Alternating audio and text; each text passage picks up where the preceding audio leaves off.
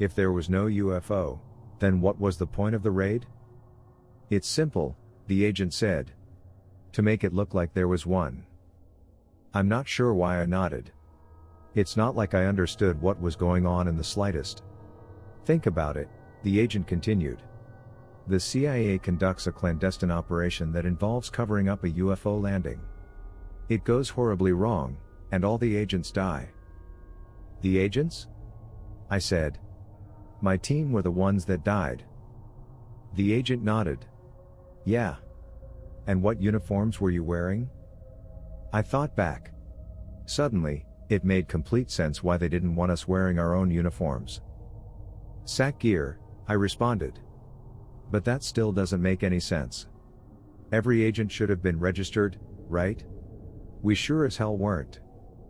That's right, the agent responded. But it doesn't matter, he gestured towards an empty syringe sitting on the table. Once the necrosis finishes, there would have been nothing but bones left. Nothing left to try and identify. It's a real nasty concoction. Fair enough, I said. So, the CIA backs a raid in order to conceal a potential UFO crash. The mission ends in disaster and everybody, including the cult members, die in an inexplicable way. The agent nodded. The aftermath yields a burning question. Who? Or what killed them? I sat back. The implication seemed so ridiculous it was comical. The aliens. The aliens liquefied everybody and escaped out into the world. I responded. The agent smirked. Now you're getting it. I am, I responded. How do hostile aliens running amok benefit the CIA in any capacity? The agent poured himself some more liquor. That part. I'll admit it's a bit complicated. And complicated it was. This is where his story veers off batshit territory. According to him, this whole debacle started years prior, with one man at the center of it all. Jonas Kane. To the best of everybody's knowledge, Kane was just a civilian. Not a former SEAL, Ranger, or anything to that effect. In the span of just 2 months, he managed to gain the favor of a sizable portion of the higher-ups at the CIA, effectively splitting the organization into factions. It didn't take long for his side to start overwhelming the other. Stating that he essentially held the CIA in the palm of his hand wouldn't have been a stretch. So how does a regular guy manage to do all this? Well, the why to that question was pretty obvious. The how was another story entirely. The antidote, the agent said, holding up another one of the blue syringes. I couldn't tell you the scientific name, so we just call it the God Serum. Kane's claim to fame. I half scoffed, half chuckled. Read a lot of comics? Still a teenager at heart, he said. That's just my coping mechanism for all the atrocities I've committed, though. I couldn't tell if that was a joke or not. So Kane developed this serum? By himself? The agent nodded. That's the way it seems. Well, what does it do exactly?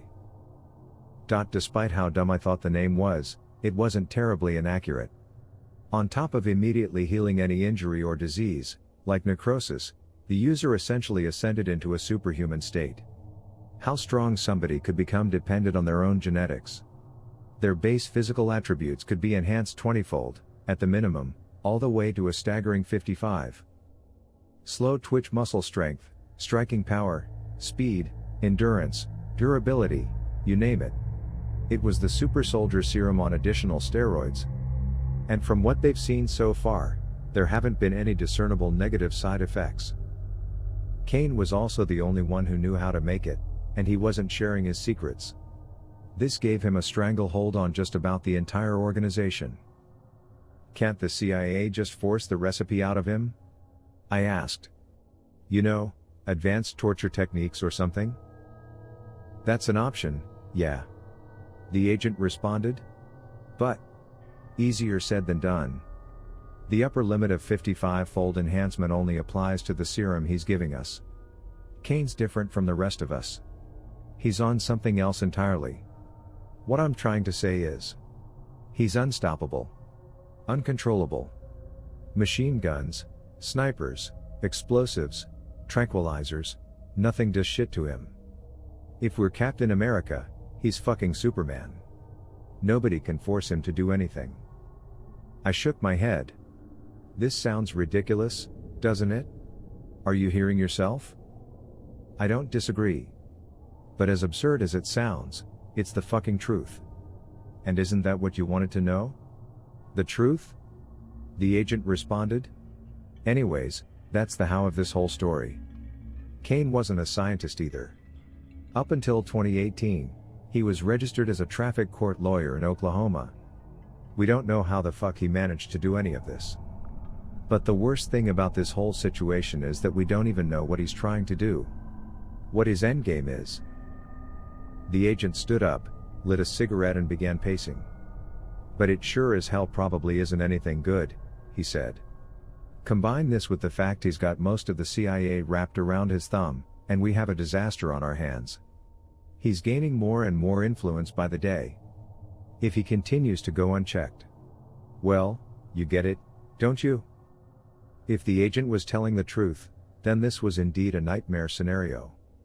Evil Superman as world dictator, forcing the world to believe we were being attacked by aliens for unknown reasons. What a bright future. So what are you then? I asked. Leader of the anti-Kane faction or something? Not the leader, he said, shaking his head. Just one of many moles inside Kane's faction. But we all have the same goal. I'll do anything to take him down. Well, I said, standing up. Sounds like you've got your work cut out for you. Good luck. I'll be heading out now. I knew he probably wasn't going to just let me leave. I could tell that he was trying to recruit me for something from the get-go. But after hearing all of this, on top my entire team being killed. Wait. I'd nearly forgot about that. My team's dead, you know? I said, giving him a death stare. And you caused it. I don't give a fuck if you're a double agent or what. How the hell am I supposed to forgive that? I'm not asking you to forgive me, the agent responded. But this is bigger than either of us. Bigger than anything you could imagine. If Kane gets his way, I reckon your team would have been fucked regardless. You don't have to forgive me. All I'm asking is that you work with me for now. If we succeed, I don't give a fuck what happens next. You can strangle me in my sleep for all that I care. He began stepping towards me. If you want your revenge, then you can have it. But there might not be a world for you to come back to. He extended his arm, implying that I shake his hand in agreement. Commande, you never dreamed about playing the hero when you were a kid? This might be your only chance. I swatted his hand away. What the hell do you want me for anyways? I responded. I can't even stop my team from dying. What good am I gonna be? It finally came out. I didn't blame the agent. I really only had myself to blame. A tough pill to swallow for sure. The agent paused for a moment. I couldn't even look him in the eye at this point. I knew he'd be able to see the weakness behind my own. Eventually, he held out his arm again. If I thought you weren't worth recruiting, then why the hell am I trying so hard? He asked. Commande, make the death of your team worth something. I'm still not shaking your hand, I responded. But tell me the plan. You guys do have a plan, right? The agent grinned. Well, it's a work in progress. It's what? Instead of responding, he tossed me a jacket. I knew you'd say yes. Bundle up now. We're headed over to Russia.